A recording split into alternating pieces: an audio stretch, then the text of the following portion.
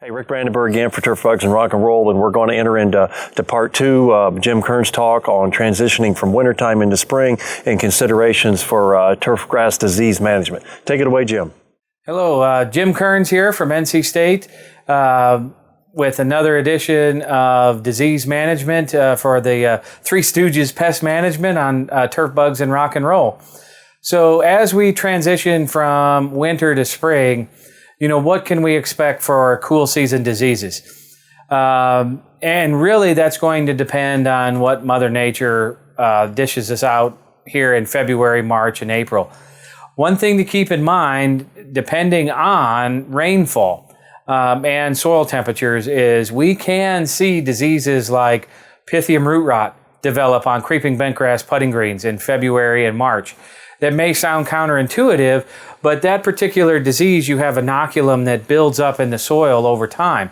So if the conditions become favorable, even for a week, we can see symptoms develop. So be scouting for that. Those of you who may have done any reconstruction of creeping bentgrass putting greens, this is the time of year we tend to see Pythium root dysfunction symptoms develop. So different from Pythium root rot because it's most problematic on newer putting greens.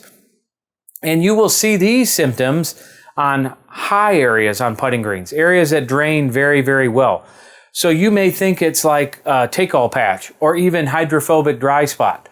And if that's the case, send in a sample to our diagnostic lab and we can confirm that it's root dysfunction. No need to get alarmed because you can still suppress that pathogen because it becomes active when soil temperatures are about 55 to 60 degrees. So we still can knock that pathogen back. Outside of that, on creeping bentgrass, a couple other things. We may start to see some yellow patch. Nothing to be really worried about.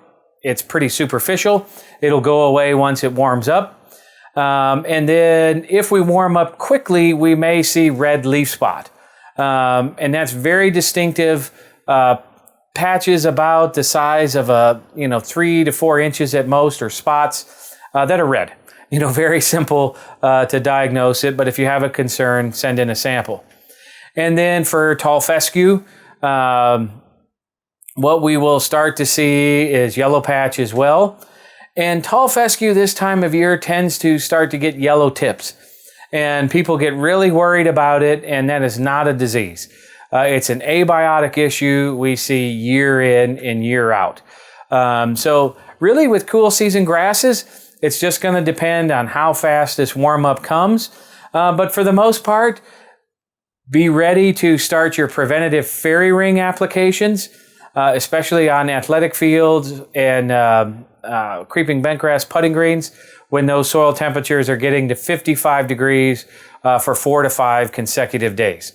So not as much on the cool season grasses this time of year, but again, watch those, scout them out, and if we can help you with diagnoses, reach out to us here at NC State. Thanks.